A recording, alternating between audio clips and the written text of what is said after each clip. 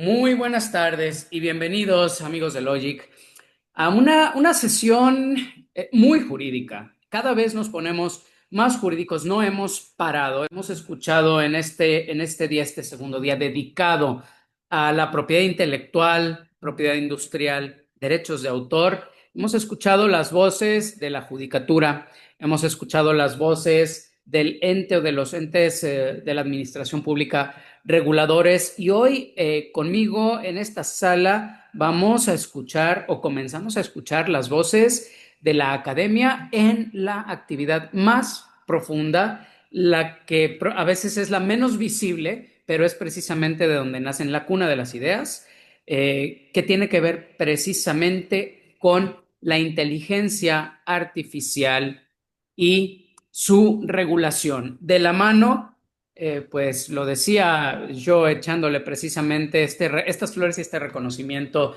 fuera de cámara y lo hago aquí también, una de las voces más autorizadas para hablarnos de ello. Él es el doctor Pablo Pruneda Gross.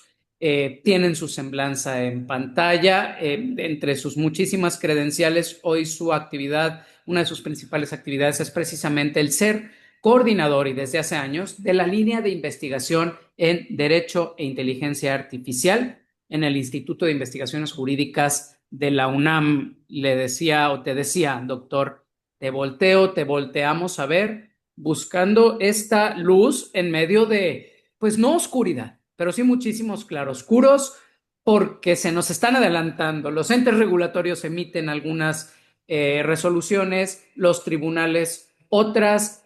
Nos falta precisamente regulación y voces, digamos, unificadas u homologadas. Bienvenido, gracias por aceptar la invitación y el foro es todo tuyo, doctor. ¿Quién es? ¿Quién ha sido Pablo Pruneda? Muchísimas gracias, Roberto. Gracias por la generosísima presentación, inmerecida, por supuesto, y simplemente agradecer también a Ricardo la invitación a este extraordinario foro. El privilegio de poder hablar con tantas personas inquietas sobre estos temas, sin duda es retador. Y decíamos, como platicabas antes de entrar aquí a este foro, pues decíamos que ha sido un proceso retador, donde llevamos más de 6 años imaginando los impactos que estas tecnologías podrían tener en el campo del derecho.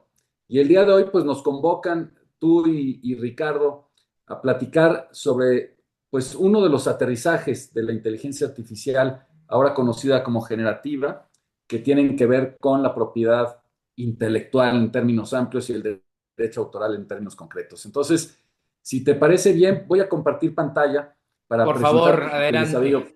Muy bien. Y a ver, vamos a ver. Yo Déjame. ya no estoy compartiendo y ya tienes todo el control. Gracias, muchísimas gracias. Ahí confírmenme que se ve completa la pantalla. Vemos la IA y el reto de su regulación, la IA generativa y los derechos de autor. Adelante, maestro. Perfecto. Gracias. Muchísimas gracias. Pues sin más, arrancamos para aprovechar. Entiendo, Roberto, que tenemos 1 hora, ¿verdad? Hasta la 1. Tenemos, es correcto, maestro, hasta las 11 de la mañana. Un poco antes, 10:50 digo, 11:50 por si quisieras dejar algún espacio para preguntas. Perfecto, muy bien, pues nos apuramos para tratar de cubrir el tema en el tiempo propuesto. A ver, platicarles muy rápido. Entiendo que ya ha habido quienes me han antecedido en el uso de la palabra, pero no los voy a abrumar con historias largas de qué es la inteligencia artificial y de dónde viene. Simplemente les daré a ustedes, si les parece bien, una plática aterrizada en 3 rubros. Vamos a explicar qué es inteligencia artificial. Vamos a hablar de las oportunidades que impone o que nos genera esta magnífica tecnología y los riesgos que nos impone. Y por supuesto ahí está la parte jurídica jugando un papel fundamental. Y cerraremos pues ya con el análisis concreto del impacto de la inteligencia artificial generativa en el derecho autoral. Respecto de la primera parte, a mí me gusta mucho empezar con una definición que hay muchísimas sobre inteligencia artificial. Esta es una de las que más me gusta porque hace énfasis en una parte que hoy me parece que no es obvia y que tenemos que insistir muchísimo en ella siempre que demos una plática en torno a este tema. La inteligencia artificial sí es una tecnología que permite a las computadoras y máquinas simular el aprendizaje humano, la comprensión, la resolución de problemas, la toma de decisiones, la creatividad y la autonomía. Pero si se fijan, hicimos énfasis en simular, porque cada vez más estos modelos con los que interactuamos son más elocuentes, aparentan mayor empatía, nos dan unas mejores respuestas a nuestras inquietudes y sin embargo, hasta el día de hoy, estas máquinas no tienen capacidad ni de entendimiento de lo que dicen, ni de sentimiento empático, por mucho que así lo manifiesten. Entonces, hay que tener mucho cuidado. Yo veo como uno de los riesgos importantes, sobre todo en personas jóvenes, adolescentes, que interactúan con este tipo de mecanismos, que están generando unas relaciones empáticas de ida y vuelta, cuando en realidad solamente son un reflejo de las emociones humanas. Entonces, sí, insistir mucho, estas máquinas son muy eficientes para confundirnos y hacernos pensar que tienen alguna emocionalidad, algún compromiso con nosotros, y sin embargo, pues es una absoluta simulación. En lo relativo a la historia de la inteligencia artificial, solamente decirles, aquí les presento esta diapositiva, si la quieren tomar, pues es un resumen ejecutivo de lo que ha pasado con esto que llamamos inteligencia artificial desde 1921, donde un autor checo le dio nombre a los robots, luego llegó Asimov, también todo en el campo de la ciencia ficción, y ya después, en 1950 y 1956, fueron los científicos los que tomaron este tema, Alan Turing, John McCarthy, etcétera, que ya empezaron a desarrollar modelos de lo que llamaron entonces inteligencia artificial, pero basados en la ciencia.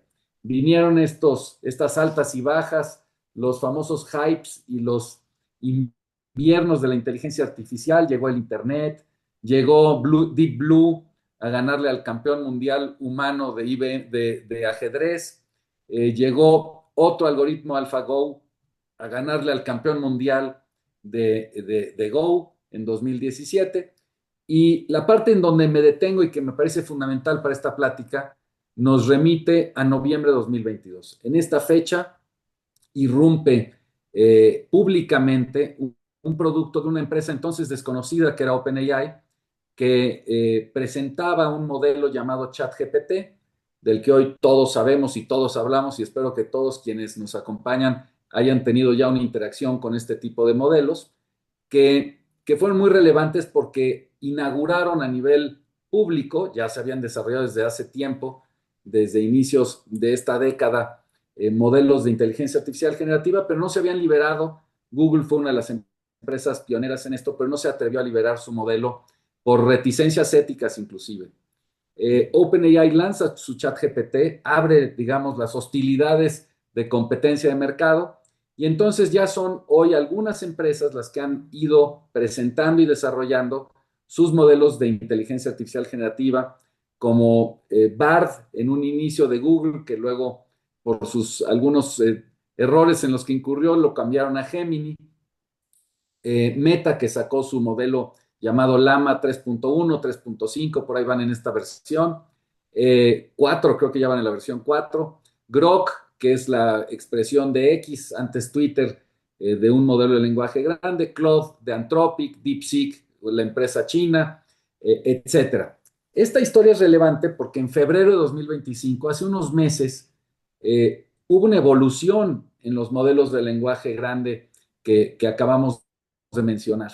Se les adicionaron agentes cognitivos autónomos, y esto lo que ha generado es la posibilidad de que nosotros ya no solo tengamos interacción con un modelo que emula al lenguaje de manera muy impresionante, cada vez con menores errores, sino que además tenga la capacidad de seguir instrucciones a partir de sus agentes habilitados en estos sistemas.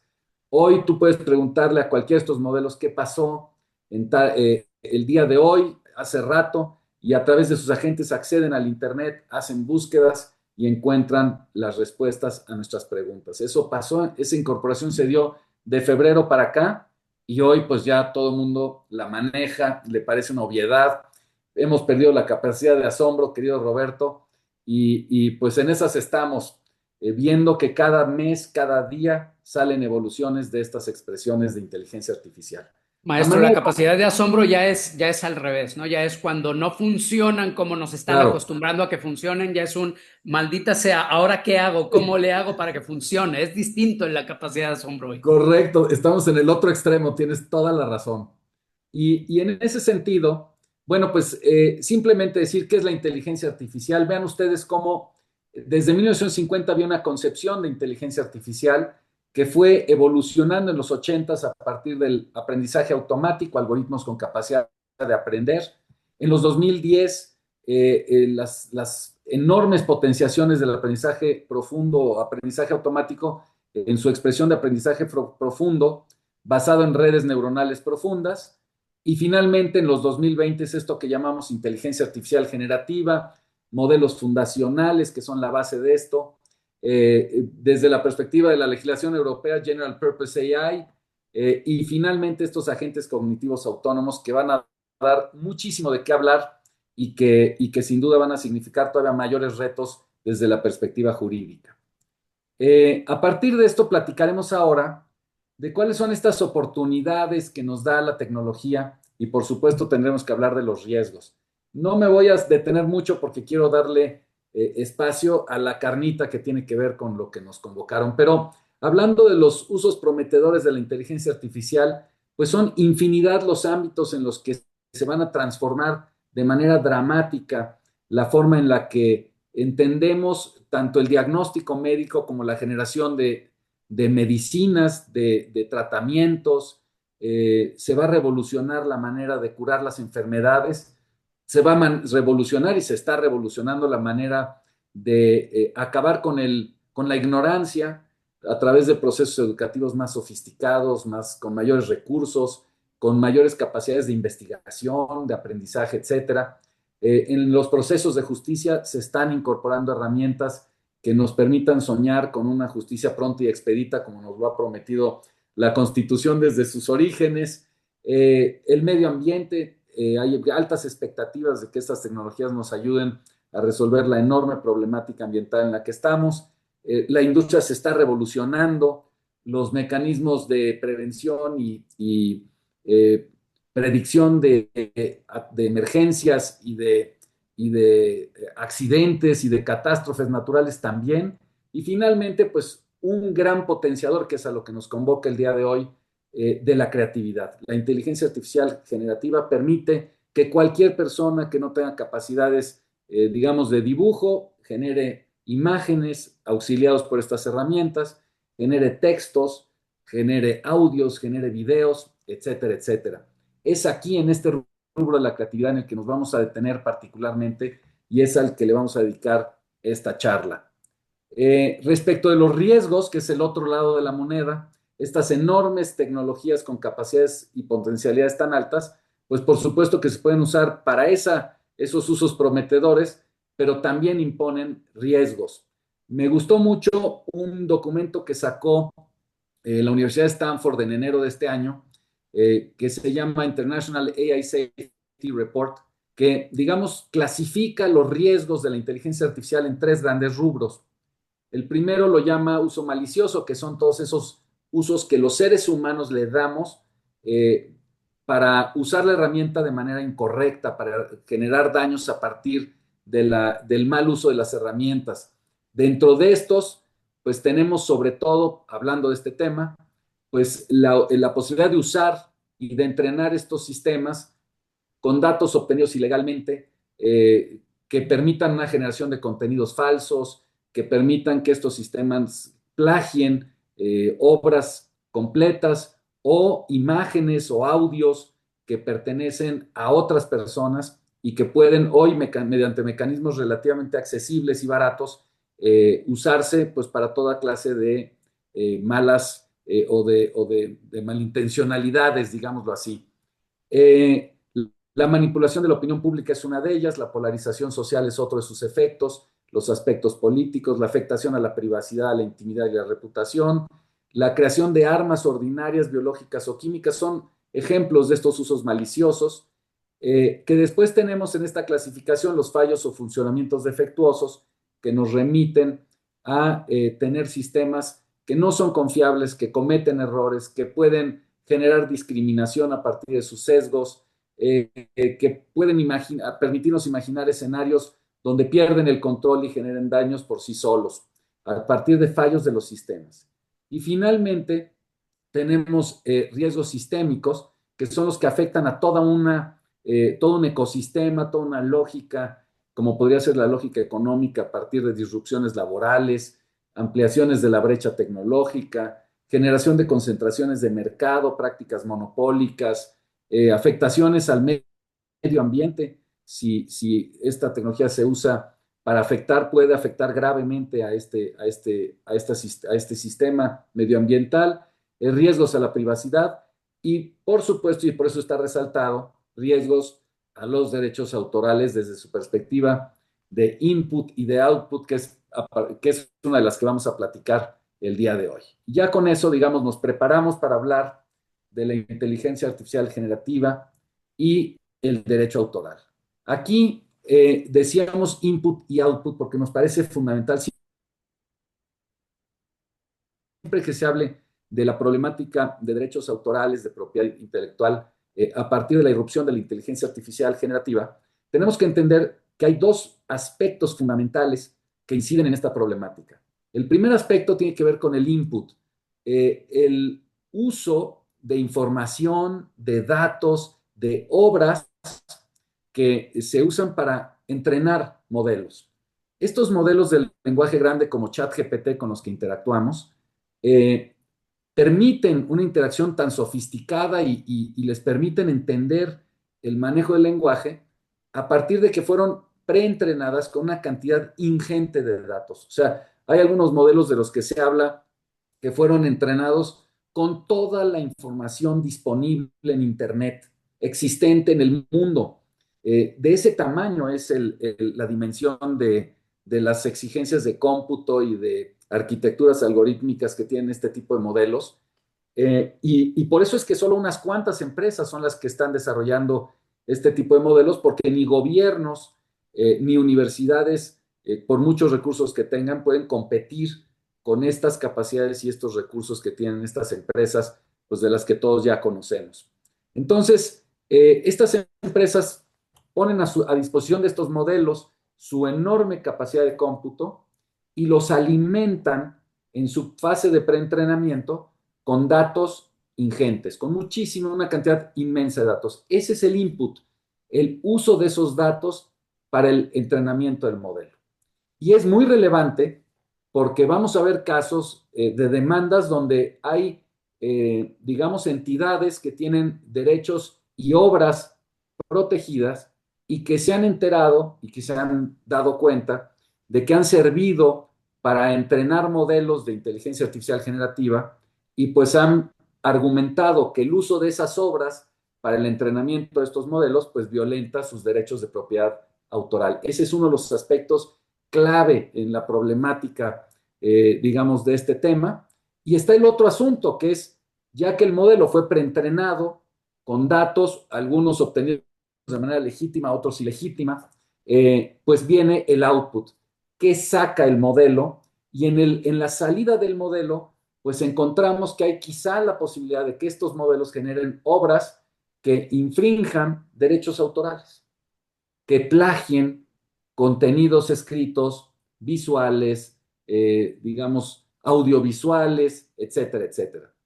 Dentro de esto, y simplemente para dar el panorama general, dentro de los ejemplos que tenemos de modelos de inteligencia artificial generativa, pues tenemos estos llamados modelos de lenguaje grande o masivo, que son estas entidades que permiten, o estas tecnologías que permiten replicar el uso del lenguaje. Y entonces ahí sí, pues todos conocemos al famosísimo ChatGPT, a Gemini, que es el de Google, a Grok, que es el de X, Perplexity, que es otro muy usado, sobre todo para ejercicios de investigación, Llama, que es el modelo de Meta, Claude de Anthropic, Mistral, que es una expresión europea de estos modelos. Mencionábamos a DeepSeek, que es la versión china de estas expresiones. Pero tenemos otros tipos de modelos que están destinados no a generar texto, sino a generar imágenes. Dentro de estos modelos, los más famosos hay muchos, pero los más usados, los más populares son Midjourney, Stable Diffusion, DALL-E de OpenAI.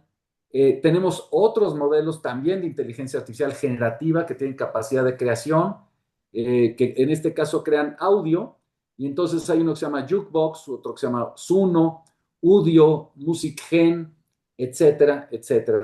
Simplemente estamos dando algunos de los que existen. Por supuesto que aquellos que tienen interés en generación de audio a través de estos sistemas seguramente conocerán mucho más y sabrán las ventajas y desventajas que tienen unos frente a otros.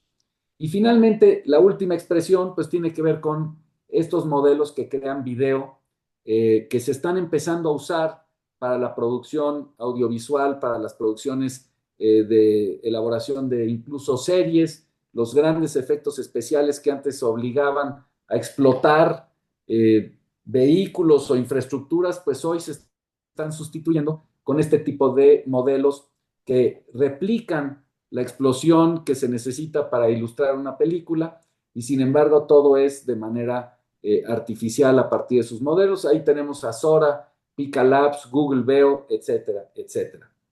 Bueno, digamos, ya habiendo dicho esto, que el problema desde la perspectiva autoral tiene que ver con el input, con los modelos que existen y con el output, pues vamos a platicar de algunos casos que existen, hay muchos, cada vez más, pero me parece que son los que ilustran mejor la problemática. Uno de los casos, el más famoso, el del New York Times, que demandó a Microsoft y a OpenAI por el uso de sus datos, de sus obras protegidas. El otro, Bartz y una serie de personas que iniciaron una acción colectiva contra la empresa Anthropic. Hablaremos en principio de estos dos que tratan sobre la problemática del input y luego vamos a hablar de casos de output. En el primer caso, en el del New York Times contra Microsoft y OpenAI, New York Times lo que hizo con esta demanda fue convertirse en un referente global, porque el fallo que se dé a partir de esta demanda va a determinar de manera muy significativa los criterios judiciales que imperarán en Estados Unidos y que seguramente van a impactar en México. El problema, digamos, sobre el que versa este caso, pues es cómo la inteligencia artificial interactúa con la propiedad intelectual, la privacidad y la gobernanza de los datos desde la perspectiva del insumo para el entrenamiento de los modelos de lenguaje, o sea, para el input. Estamos hablando del input.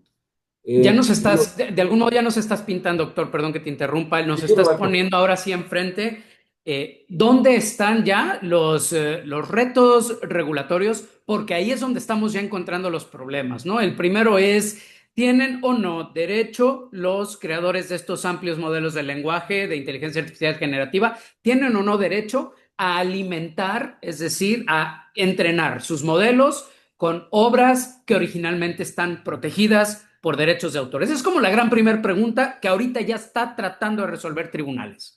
Exactamente, Roberto, y que pues los criterios hay que revisar, hay diferentes normativas, en este caso estamos hablando de los criterios y normativas de Estados Unidos, y estamos ante el Tribunal de Estados Unidos, que es el que fallará en este sentido para emitir criterios. Pero por eso hay que darle seguimiento a estos casos, y nos parece muy relevante la discusión a la que nos obliga a llegar.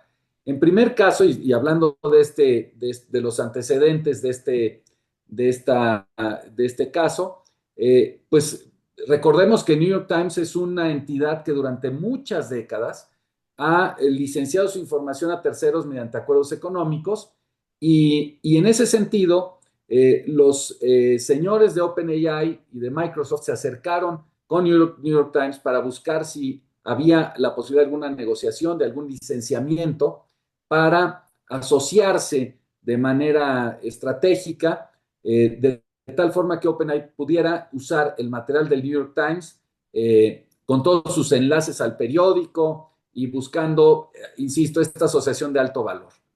El New York Times en estas pláticas rechazó la propuesta y en diciembre de 2023 presentó una demanda tanto a OpenAI como a Microsoft por el uso no autorizado de millones de artículos que algunos de ellos alega obviamente New York Times fueron publicados desde 1851 y el uso de estas obras tenía como finalidad el entrenamiento del modelo de inteligencia artificial de OpenAI, el famoso ChatGPT. En marzo de 2025, un juez federal permitió el que avanzara este caso hacia juicio y entonces pues se abrieron las siguientes temáticas interesantes y posiciones. Primera, anticipando lo que ya nos decía Roberto, se puede usar o considerar un uso válido el uso de obras incluso protegidas para entrenar modelos de inteligencia artificial. En Estados Unidos se ha hecho uso de una figura que es conocida como el uso justo, el fair use, como argumento de habilitador para el uso de estas tecnologías. Por supuesto, el New York Times argumentó pues, que el uso era no autorizado y por lo tanto infringía sus derechos autorales y OpenAI su argumentación se trata y usamos estos contenidos porque nos amparamos a partir de la lógica del fair use que nos permite entrenar el modelo para innovar y generar un conocimiento general y no reemplazar directamente esas obras que ofrece el periódico.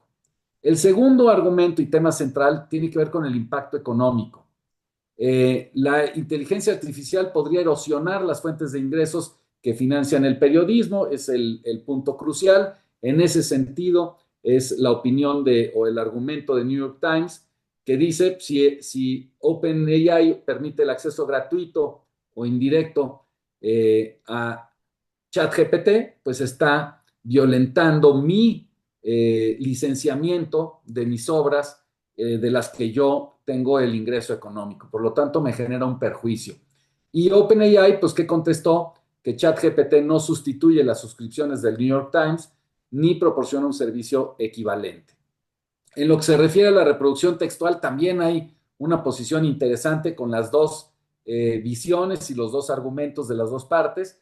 Dice New York Times, pues que modelos como ChatGPT pueden devolver extractos casi idénticos a los artículos del New York Times de los que se argumenta fueron usados para el entrenamiento. Y con esto, pues se permite la ilusión de los sistemas de pago que ellos tienen implementados. ¿Qué contesta OpenAI? Pues que parte de la evidencia que presentó el New York Times se generó con prompts manipulados que fueron diseñados para forzar a la inteligencia artificial a reproducir contenido textual, que de forma natural el ChatGPT no va a reproducir contenido textual, salvo que se emita un prompt, que acuérdense que el prompt es esta instrucción que le damos al ChatGPT. Si la instrucción está muy bien hecha para obligar al modelo a reproducir textualmente, entonces lo puede hacer. Esa es la argumentación de OpenAI. Y finalmente, o como un siguiente punto, nos dice que la retención de los datos de usuarios, hay un debate en esta demanda sobre si debe OpenAI conservar los logs para registrar interacciones y respuestas. Los logs son estos registros electrónicos que guardan de manera cronológica la información sobre actividades de un sistema. Es una especie de bitácora digital que, por ejemplo, guarda el famoso prompt, lo que le escribimos al sistema, la respuesta que dio el modelo, la hora y fecha de la interacción y en algunos casos, algunos datos como la identificación del usuario, su dirección IP, etcétera, etcétera. En esta pretensión del New York Times de que se le ordene a OpenAI que conserve indefinidamente los logs para demostrar la magnitud del uso indebido, OpenAI obviamente alega que esta solicitud invade la privacidad de los usuarios, pues porque tiene información propia de estos. Y al final, perdón, ya se me fue aquí. Y al final, pues ¿en qué estado se encuentra este litigio? Pues todavía no hay resolución. La resolución no solo va a impactar a Estados Unidos, como dijimos, sino también impactará la forma en la que los tribunales de todo el mundo puedan interpretar el uso de obras protegidas como insumo para el entrenamiento de modelos de inteligencia artificial, el famoso input. El segundo caso, Roberto y amigas y amigos, que les traigo es el caso BARTS contra Anthropic. Bartz es Andrea Bartz, que junto con Charles Greber y Kirk Wallace Johnson son autores de libros, y ellos presentan una class action, una acción colectiva contra Anthropic, de tal forma que argumentan que cualquier autor de libros cuyas obras estén registradas ante la USCO, que es la Oficina de Copyright de Estados Unidos, y que hayan sido usados sus obras por Anthropic, pueden sumarse a esa class action y entonces tener los beneficios de la sentencia que de ella se desprenda. Los planteamientos de la parte autora fueron diversos. Estos autores dijeron que Anthropic usó obras de ellos para entrenar sus sistemas de modelos de lenguaje grande sin la autorización correspondiente. Algo que es fundamental en este caso, para efectos de no confundirlo con otros como el del New York Times, es que en este caso además argumentaban y acreditaron los actores que se descargaron una gran cantidad de libros de sitios pirata que estaban y que habían tenido acceso a estas obras para crear una biblioteca central y de tal forma entrenar a los sistemas de modelo de lenguaje grande. Los promoventes solicitaron un juicio conjurado, que es el peor escenario para efectos de el demandado, y los autores no demandaron a Anthropic por el output, por los resultados, por las salidas del modelo, sino por el input, por la forma en la que entrenaron su modelo con obras obtenidas, insisto, en el tema de que lo obtuvieron a través del acceso a páginas piratas de donde estaban ese tipo de cosas. La cuestión jurídica fundamental de este juicio tiene que ver si las obras en cuestión que se usaron para el entrenamiento de estos modelos se pueden clasificar dentro de la categoría Fair Use, en cuyo caso se tendría que haber exonerado a Anthropic de este uso de las obras. El análisis del Fair Use, pues simplemente les diré que el juez falló que sí hubo fair use para el entrenamiento de los modelos y la construcción de una biblioteca central cuando se hicieron con las obras adquiridas legalmente. Pero en lo que se refiere a las obras que se adquirieron a través de sitios piratas, el juez preliminarmente determinó que no estaba protegido por el fair use. O sea, esto sí, el pasar por el tamiz de un modelo para su preentrenamiento, obras que están violentando derechos autorales, no las elimina de su ilegalidad, y entonces constituye una ilegalidad en sí mismo el haber usado este tipo de obras para el entrenamiento de estos modelos. Entonces la resolución... Podemos detenernos aquí para ¿Sí? obtener o para sustraer este segundo punto y ponerlo ahí, porque en el primer caso nos hablaste de el entrenamiento es o no legal respecto de obras que están ahí fuera de forma legal, están divulgadas de forma legal, pero que el modelo amplio de lenguaje las tomó porque están ahí fuera y alimentó o se entrenó con ellas sin pagar una regalía. Ahí el punto medular que están decidiendo los tribunales es, ¿hay o no la posibilidad de usarlas en calidad de fair use? Pero en Exacto. este segundo caso lo que nos dices es, el fair use es algo válido, es válido y aplicará para estos casos, pero aquí ya estamos hablando de no de la obra en sí misma y la relación del autor-obra y quien la utiliza, sino del cómo se llegó a utilizar esa obra, es decir, cómo se adquirió para el Sí. entrenamiento, porque nos hablas precisamente de portales que ellos mismos violentaban ya el derecho de autor al ponerlas ahí fuera sin autorización, es decir, como este fruto de la manzana, fruto del árbol envenenado, ¿no? Ya había una violación previa, tú las adquiriste de alguien que ya violaba derechos, por lo tanto, sigues la misma suerte del anterior. Esto ya es un paso adicional, ya nos va marcando criterios en ese sentido. Sí, fíjate que sí, Roberto. Y la parte muy interesante de este caso es que, aunque es contundente respecto del uso de las obras obtenidas en sitios piratas, sí se pronunció en términos de que el entrenamiento con obras adquiridas legalmente y la construcción de una biblioteca digital a partir de estas obras adquiridas legalmente sí constituía fair use. O sea, Correcto. el juez dice, en esos casos sí hay fair use, lo cual es ya una determinación muy relevante, pero como hubo otros casos donde se tomó obras piratas, ahí no hay fair use y ahí, si vamos a un juicio, ya hay una valoración preliminar que impone un riesgo enorme de que se pierda por parte de Anthropic porque hizo uso de estos mecanismos piratas. Entonces, obviamente, frente a esa realidad, pues hubo una necesidad enorme de Anthropic de llegar a un arreglo para evitar ir al juicio. Y entonces Anthropic, esta es una nota y aquí puse 3 encabezados en algunos periódicos, pero seguramente los vieron, hubo un enorme seguimiento de la posición de Anthropic que buscó llegar a un arreglo con los demandantes y ofreció pagar en total 1.5 billones de dólares, los billions, los 1.500 millones de dólares, por el uso de obras contenidas en sitios pirata, es decir, más o menos $3,000 por cada obra de la que hicieron uso a partir del acceso a estos sitios piratas.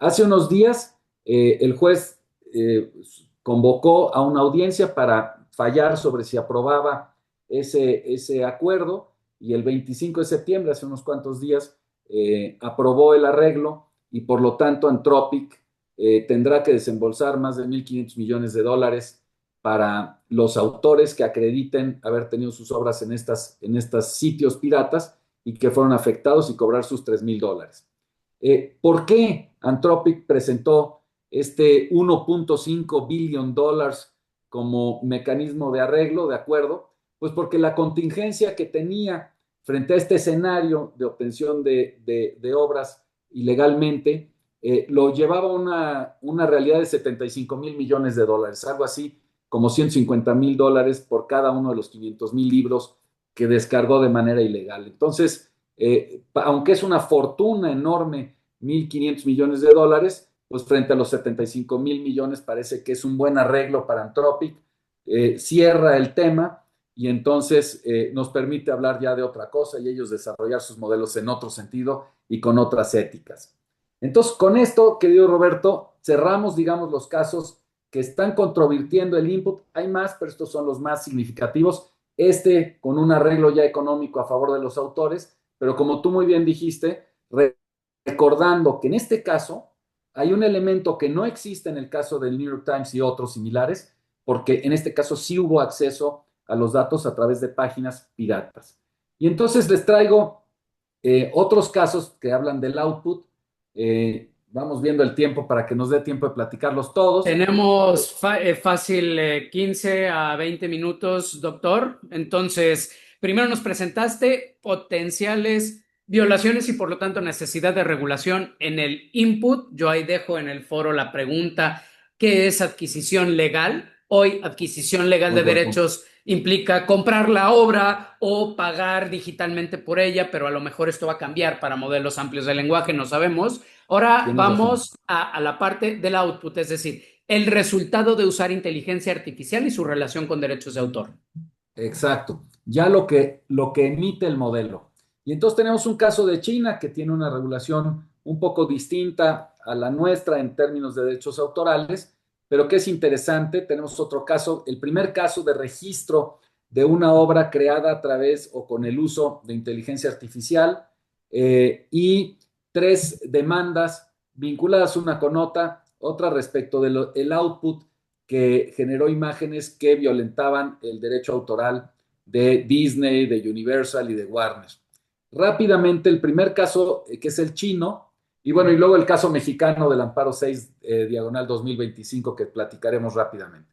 El Perfecto. caso chino es un señor que hizo esta imagen, primero de una mujer, luego pidió algunos cambios a través de los prompts, luego le dijo quítale aquí, ponle acá, agrégale un fondo, colócale tal cosa y al final generó esta imagen final que publicó en su página, en su blog y que otro chino tomó de la página de ese blog. Algo muy importante es que el creador de esta imagen con la inteligencia artificial le agregó una marca de agua que decía creada por inteligencia artificial. Eh, y usó un modelo que se llama Stable Diffusion, que le permitió generar esta imagen de esta mujer China. El demandado, pues en una plataforma china que se llama Baihahao, publicó un poema de su autoría y le pareció interesante pues acompañar al poema con la ilustración del actor que creó esta imagen, y entonces el actor pues lo demanda exigiéndole una disculpa pública y una indemnización por violación a su derecho de autor. El tribunal falló a favor del demandante, consideró que el hecho de haber creado una imagen mediante prompts positivos y negativos, ajustes de parámetros y selección final, le permitía pues expresar o hacer una actividad intelectual para que le permitiera expresar personalizadamente el resultado de esta obra, y por lo tanto se trataba de una obra de arte visual y reconocida su protección por la ley de copyright china. Entonces, este es un primer caso en el que un tribunal ya le da protección a una obra creada a través de un mecanismo como Stable Diffusion, pero con una actividad humana a través de prompts. Y en China, pues esa obra ya, por lo pronto, gozó de este criterio eh, de protección, porque además cumplió con otro requisito que es muy importante en la legislación china, que es el requisito de transparencia, que si tú creas una imagen con un mecanismo de inteligencia artificial generativa, tienes que poner ese sello de agua que así lo acredite, para que cualquiera que vea esa imagen sepa que sí es protección de una persona, pero creado a través de este tipo de herramientas. Y ya simplemente decir que como sanción, pues ordenó al demandado a que emitiera una disculpa pública y que pagara una indemnización de 500 yuanes, algo así como $70. Obviamente el caso de este caso no es relevante por su cuantía, sino por el fondo, que ya es un primer caso por lo pronto en China, de una resolución que le otorga protección a una obra creada por Stable Diffusion. En Estados Unidos tenemos el otro caso, que es el primer caso también en el que la USCO, esta Oficina de Derechos de Autor norteamericana, le otorga protección a una obra creada con una máquina, con un modelo, que en este caso se llama Invoke AI. Lo promovieron los propios dueños, el CEO de Invoke AI, justamente para darle a su modelo la posibilidad de que quienes lo usen puedan al final terminar registrando las obras que usan con esto. Y entonces, si se fijan aquí en la parte de abajo, pues esta es la primera imagen que emite el sistema de Invoke AI. El solicitante le pide algunos cambios, quítale el fondo, agrégale acá, ponle un queso derretido en la cabeza, agrégale un tercer ojo, quítale, ponle, y saca esta imagen final, que es la que se presenta a la USCO para efectos de registro y de protección. De entrada, la oficina rechaza el registro porque la obra contenía material generado por la inteligencia artificial. Esto fue en septiembre de 2024, pero después revirtió o reconsideró, pidió la reconsideración el solicitante y presentó sus argumentos, presentó la evidencia en video del proceso creativo al que fue sujetando la obra final, y es entonces cuando la USCO otorga el registro a la obra el 30 de enero de 2025. Decir simplemente que no protegió a los elementos individuales generados por inteligencia artificial, sino a este collage que logró el autor a partir de estos prompts y con el uso de esta herramienta que le permitía quitarle cosas, ponerle cosas, agregarle el queso, etcétera, etcétera. ¿Qué quisieron y obtuvieron? ¿Cuál fue el objetivo que se logró por parte de Invoke AI? Pues que en un proceso de 10 minutos, que es lo que se tardó el solicitante del registro de la obra, pudo lograr una obra registrada. Con esto, Invoke AI lo que dice es, vengan, usen mi herramienta, dedíquenle más tiempo, no solo los 10 minutos, y seguramente van a generar, si acreditan con el mecanismo que tienen habilitado, acreditan el proceso de creación de la obra, les va a permitir eventualmente registrar esa obra ante la USCO. Y este es fundamental el caso, porque entonces a donde nos lleva es a la convicción de que sí es posible registrar por lo pronto en Estados Unidos una obra creada con auxilio de la inteligencia artificial generativa, siempre y cuando podamos acreditar que la interacción humana fue suficiente para generar una obra original y con estas características, acreditando el proceso que nos permita, digamos, llegar a esa protección. Entonces, pues es muy relevante este caso por esos efectos. Y vámonos a otros casos que aún no están resueltos y que están no en la oficina de la USCO, sino de los tribunales, en el caso este del Distrito Central de California. No sé si hay algún comentario, querido Roberto, o me sigo. En este sentido, este criterio que nos muestras, maestro Pablo, doctor Pablo, es precisamente el que hoy está sujeto a debate, ¿no? Es de algún modo el que están recogiendo muchas iniciativas aquí en México en donde, y dicen los expertos en materia de derechos de autor, se estaría mutando, transformando la naturaleza del derecho de autor desde un procedimiento de buena fe y solo declarativo a un procedimiento, cuando menos, inquisitivo y que requiere prueba para su reconocimiento y registro, ¿no? Este criterio es el que vemos que ya permitió la US Author Office, pero que para por lo menos la doctrina mexicana es precisamente donde está ahora mismo el debate en este foro, es decir, en este día, y por supuesto en la Cámara de Diputados, senadores, contigo, con los foros con que has participado. Creo que esa es la mayor relevancia. Estados Unidos de algún modo ya eligió a través de su regulador, pero falta ver qué dicen los tribunales cuando aquello se ataque. Así es, totalmente. Y la parte aquí fundamental, querido Roberto, es determinar el umbral, o sea, hasta qué punto la actividad humana en este tipo de modelos ya es suficiente para entonces generar una obra o no es suficiente y entonces estamos hablando de una creación de inteligencia artificial que no está sujeta a una protección.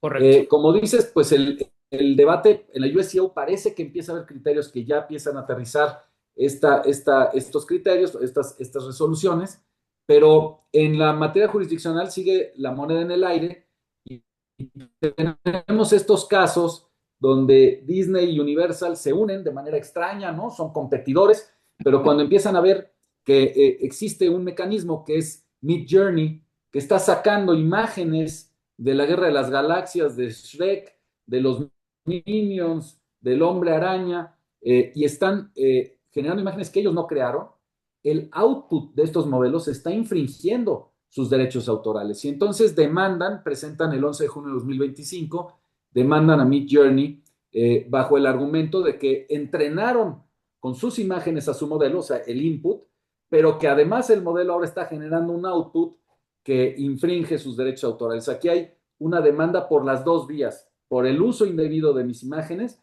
y por la generación de imágenes protegidas por parte de tu modelo. En ese sentido, las pretensiones, pues no hay una pretensión económica específica, se abrió el espacio para los daños y perjuicios, y en ese sentido, pues ahí el juzgador tendrá manga ancha para evaluar y determinar eventualmente los daños punitivos. Correcto. Le dicen a este maestro el principio del qué tanto es tantito, ¿no? Es decir, cuánto debe ser Sí. la participación humana suficiente para que haya protección, y las vertientes son esencialmente muy binarias. Una dice cualquier participación humana es suficiente porque sin el humano que mete inputs no hay output elegido, y la otra es no, la participación tiene que ser efectiva, eficaz, una especie de suficiente umbral de acción o de agencia, que es la palabra que están utilizando. Es ahorita Sí, donde ahí estamos estamos. debatiendo. Y lo que se está protegiendo es esa especie de collage que hace el ser humano al pedirle a la máquina que haga y genere diferentes imágenes. Creo que donde se está enfilando el criterio es, no se está protegiendo a la creación de la máquina, sino a la manera en la que el ser humano aprovecha esa creación para acomodarla y ponerla junto con otras imágenes. Entonces, lo que se protege es la capacidad de acomodo, el collage, más que las obras en sí o los resultados del modelo.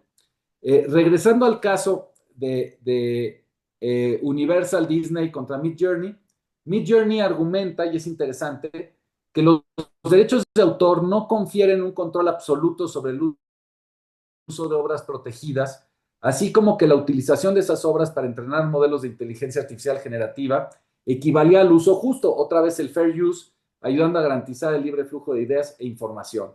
Entonces, pues a partir de esta demanda que presentó Disney Universal contra Midjourney, se sumó Warner para, a su vez, también cuando vio imágenes que eran de su protección, de su patrimonio autoral, eh, eh, se dio cuenta que había imágenes que generó Midjourney y entonces se sumó en 4 de septiembre, se suma a la misma, ante el mismo distrito central de California, presenta su propio caso y demanda por encontrar imágenes de Batman, Superman, la Mujer Maravilla, Bugs Bunny, etcétera, etcétera. Los argumentos son muy similares. Obviamente, este tribunal tendrá que fallar en un sentido congruente, tendrá que tomar los argumentos y buscar generar criterios jurisdiccionales que sirvan de orientación para todos. Y luego lo que pasó hace unos días, el 16 de septiembre, es que tanto Disney como Universal y Warner se unieron ahora las tres para demandar a una compañía china que se llama Minimax, que estaba vendiendo como gran aportación que si tú pagabas una suscripción a Minimax, el modelo te ofrecía un estudio de Hollywood en tu bolsillo. Y entonces al comercializar ese servicio y generar imágenes que estaban afectando a los tres gigantes, pues ahora los tres gigantes se unieron y ante esta misma corte presentan una demanda similar, pero ahora contra esta entidad china. Y cierro para no dejar de vista el punto de México. Me voy muy rápido al amparo 6-2025. Gerald García Báez es una persona que intenta registrar ante el indautor su avatar virtual, Gerald García Báez, que es este que está aquí. Esta obra la creo a través de una plataforma que se llama Ya Leonardo, y dentro de la pretensión de Gerald, pues se fue, digamos, muy largo porque habló incluso de que quería que se le registrara la obra tanto a él como al modelo, como si el modelo tuviera personalidad jurídica. Entonces, digamos, hay varias pretensiones, hay unas, digamos, muy interesantes respecto a su efecto, otras me parecen más obvias de rechazo, y el indautor, obviamente, en febrero de 2024 rechazó esta solicitud bajo el argumento de que la legislación mexicana solo reconoce como autores y titulares de los derechos morales a las personas físicas y que una entidad artificial no tenía estas características. La decisión fue confirmada por el Tribunal Federal de Justicia Fiscal y Administrativa y fue atraído este caso por la Corte, turnándose la ponencia a la ministra Batres. No los distraigo con el tema del dominio público que puso la ministra en su proyecto y que luego se quitó en el engrose. Al final, digamos, la, el fallo de la ministra llegó a algunas conclusiones. La primera, que se eliminó del concepto de dominio público la sentencia, que esto es importante porque los derechos de autor se están configurando, en los derechos de autor se están configurando nuevos criterios y entendimientos sobre el tema, que los productos creados exclusivamente por la inteligencia artificial a partir de un prompt sin mayor intervención humana no serían materia de protección. Esto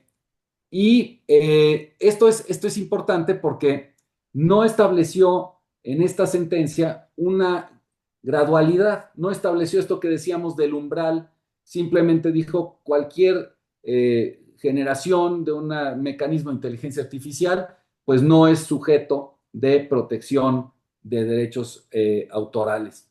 Y entonces nos queda la duda, digamos, ¿qué pasa cuando hay una participación como la que ya platicamos con Roberto, donde el ser humano sí intervino, donde el ser humano sí dio una aportación y una interacción como la que le reconocieron al chino en el primer caso que vimos, donde a través de prompts positivos y prompts negativos logró un resultado? No se habla de eso, simplemente se dice que pues no se pueden digamos, proteger obras que se usan o que se generan a través de este tipo de sistemas. Con eso, donde queda el gran tema en México es en la necesidad de una regulación a través de ley. Y tendrá que ser a través de la ley. Por ahí hay una iniciativa que presentó la diputada Dolores Padierna hace unos días, donde incluso establece tres tipos de propiedad autoral, donde habla de una gradualidad para efectos de las obras creadas a través de mecanismos de inteligencia artificial y que acreditándose la participación humana suficiente permitiera incluso proteger a este tipo de obras. El debate es muy incipiente, como dijiste, Roberto, pues este foro contribuirá seguramente al aterrizaje de criterios adecuados para resolver este problema, que no está resuelto en términos generales en el mundo, que apenas está construyéndose en el análisis de las y los expertos, y que con esta participación pues lo que buscamos no es resolverlo, sino simplemente aportar un granito de arena que sirva para que contribuya a la discusión y que nos permita seguir avanzando en el tema. Con esto, pues creo que estamos cerrando en tiempo y me pongo a tu disposición, querido Roberto, para lo que proceda. Doctor Pablo, ha sido una gran disertación y en 30 segundos, el reto es grande, voy a tratar de sumarizarlo, de resumirlo. Nos llevaste por una trayectoria desde los inicios de la inteligencia artificial en general, pasando por la inteligencia artificial generativa, primero en el ámbito de lo oculto privado, en el ámbito del desarrollo y luego ya en su ámbito de darlo a conocer al mundo, lo comercial, que es a partir de ahí de donde surge la necesidad de regulación. Nos pones enfrente los grandes retos, regulación desde antes de que ni siquiera llegan los usuarios de estos grandes modelos de lenguaje, porque tiene que ver con su entrenamiento y los datos que comen, y después regulación respecto del output o lo que sale, el fruto, el resultado de este uso, sobre todo pensando, recuerden, solo estamos en el ámbito acotadísimo de los derechos de autor, es un área de la propiedad intelectual, que es un área del derecho en general. Sí. Doctor, y esto es solo una de las múltiples sublíneas, subdimensiones de todo lo que es tu actividad en la UNAM como director precisamente de la línea de investigación de inteligencia y regulación, inteligencia y derecho para México. Es una labor titánica. Muy agradecidos contigo por esta extraordinaria ponencia. Gracias, gracias por tus generosísimas palabras y aprovecho para mandarte un abrazo muy fuerte y a todo nuestro auditorio que lástima no tenemos esta posibilidad de interacción de ida y vuelta, pero ahí les dejé mis datos para efectos de que nos busquen quienes están interesados en la línea de investigación de Derecho e Inteligencia Artificial en el Instituto de Investigaciones Jurídicas, pues estamos permanentemente haciendo seminarios, foros en las diferentes acepciones y temas donde incide esta tecnología desde la perspectiva legal. Entonces, bueno, pues ahí los esperamos, yo quedo a sus órdenes y como siempre un enorme gusto saludarlas y saludarlos. Muchísimas gracias, doctor Pablo. Por limitaciones de tiempo no alcanzo a abrir el foro para preguntas. Sin embargo, estoy seguro que tendremos otras oportunidades. El doctor Pablo Pruneda. Muchas gracias, doctor. Abrazos y nos vemos Igualmente. pronto. Logic es tu casa. Gracias, muchísimas gracias. Saludos. Hasta luego.